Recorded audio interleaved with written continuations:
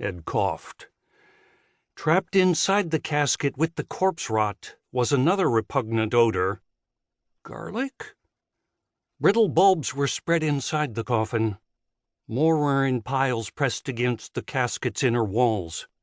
Though they were rotted and old and black, they were still intact and identifiable. Elbows on his knees, Ed used his hand to fan away the fumes.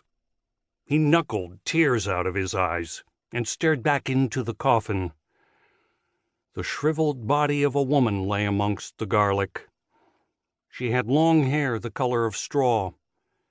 Her eye sockets were hollow black chasms, her cheeks sunken back and cracking down to the jawline like mossy vines. Hints of cheek and jawbones could be seen through the ragged gashes.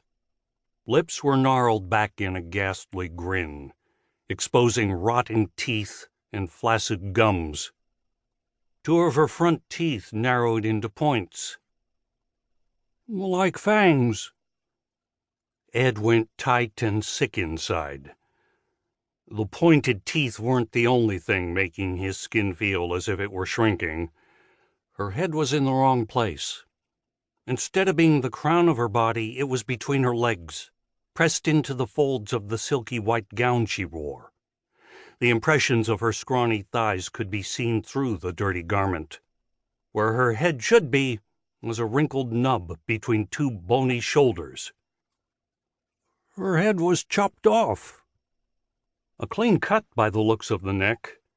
There was no tatty gradient, just a flat stump of old skin and bone. The white gown bedecking the headless corpse was fancy and glossy, with noodle-thin straps over her leathery skin.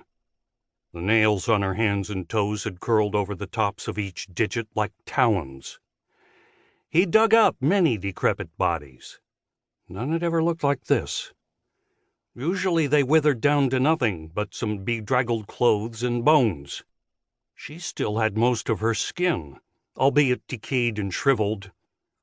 He could tell just by what was left of her that she had once been beautiful. But the teeth! He'd never seen teeth so sharp on a person. Looked like the teeth of a lion had been stuffed inside her rubbery mouth. Ed removed his gloves, placing them on her stomach. He inspected the rest of her. Her collarbone had started to show. He counted 4 visible ribs. Touching the dress, the material felt smooth under his fingers. He moved his hand to her chest. She had 2 pruned lumps for breasts that felt hard as walnuts in his kneading hands.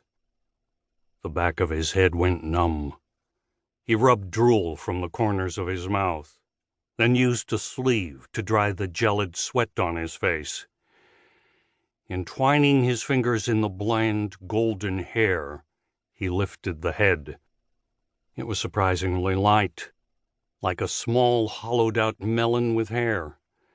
He held her face close to his own. She slowly swayed from one side to the other, as if presenting herself to him, as if showing him her fangs that looked sharp enough to cut glass. The head slowly swayed back, exhibiting the pantyhose thin flesh of her cheek, her skull evident through the wispy flesh. "Shrink her. Hang her with the others." Smiling Ed stood. Holding the head by a hank of hair in one hand, he grabbed the shovel with the other. He used the tip of the blade to close the lid. Then he chucked the shovel over the top of the hole. He held the head up to look at her emaciated face one more time. His eyes returned to the fangs. Were they real? He thought they looked it. Didn't really matter to Ed. He'd found something special, he knew that much. And there were 3 more graves for him to play around in. Just not tonight. He'd spent too much time on this one. Ed tossed the head up top, then started to climb. He'd be back soon to explore the rest. to keep listening to this audiobook. I've left you a link in the description so you can do it, at no cost thanks to Audible's 30-day free trial.